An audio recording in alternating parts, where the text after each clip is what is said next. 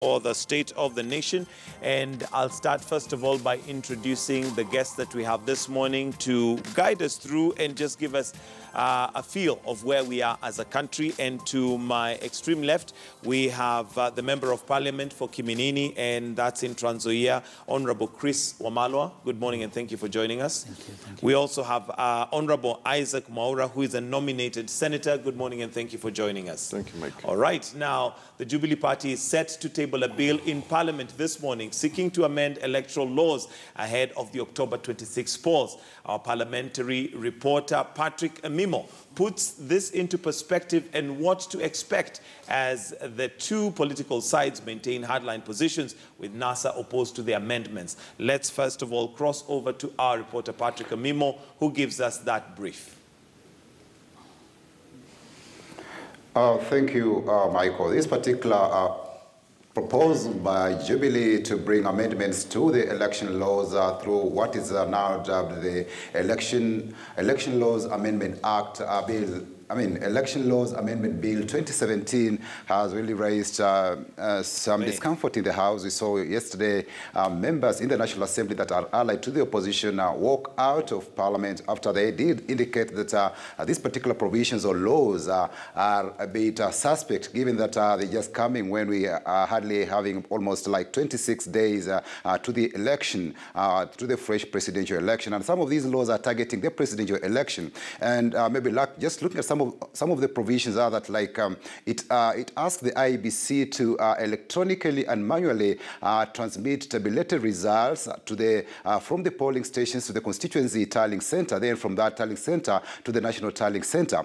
But then, in as much as those laws provide that, they say that where there is a discrepancy between the electronically transmitted and manually transmitted results, the manually transmitted results shall prevail. So it appears from these provisions they are giving a superiority to manual transmission of results as opposed to the electronic transmission of results.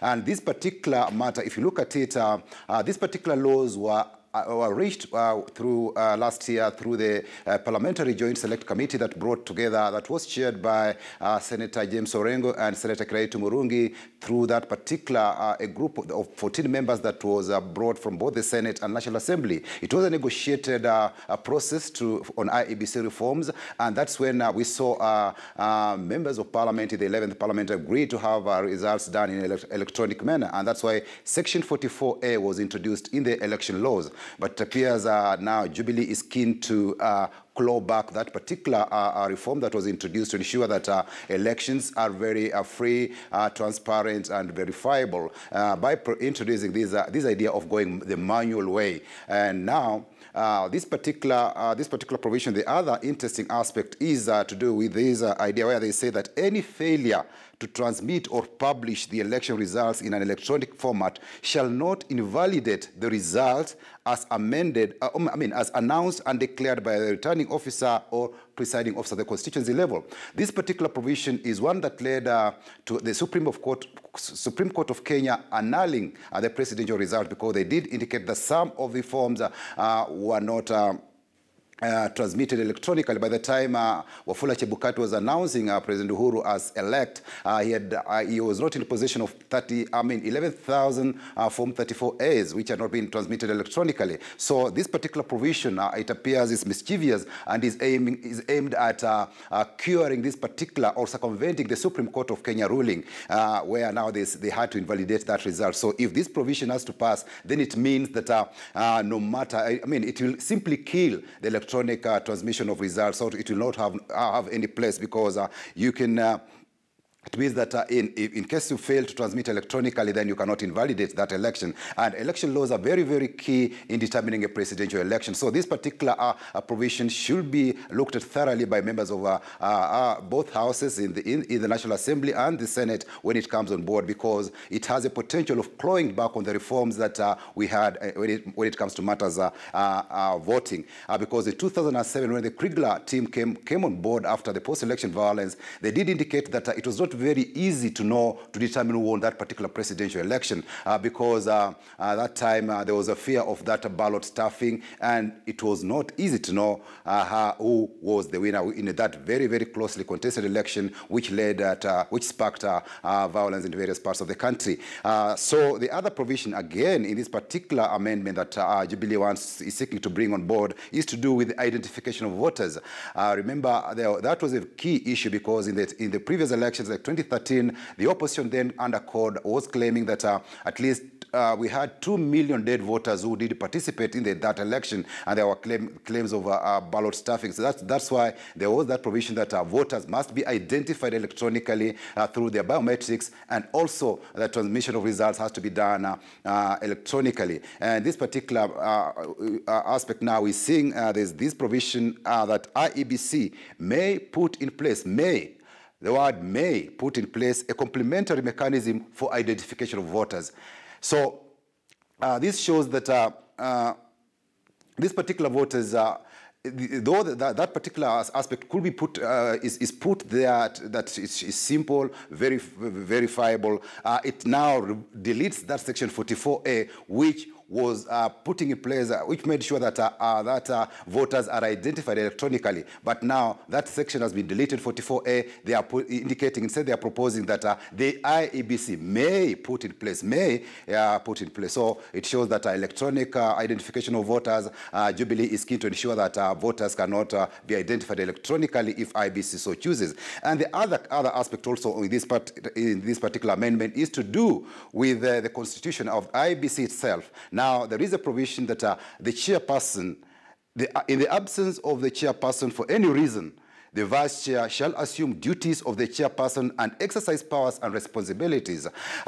This particular aspect also, it's very curious, and I'll be waiting to see how lawmakers will be arguing over this particular provision on the floor of the House, because if I put at least back in history, in 2007 we saw there was some confusion when the then chairperson, the late Samuel Kivutu was indisposed, and the vice chair stepped in, and there was a conflict between the then vice chair and the chairperson Kivutu at times when there was word that the vice chair at that particular time had assumed the roles and the responsibilities of the chairperson despite Kivutu not being on board. And there were at that time we saw then the ODM party, that particular time, because it was a contest between ODM and PNU, we saw ODM ask where Kivutu was, because they were very concerned that the vice chair had assumed the role of the chairperson and had gone on board announcing the results. So this particular provision that is being proposed by Jubilee in this particular amendments to the election laws will also definitely raise a lot of debate, heated debate in the House. And also the other aspect is to do with the quorum, IBC quorum. They say it shall not be less than 3 members. Currently, IBC has a membership of 7, including the chairperson.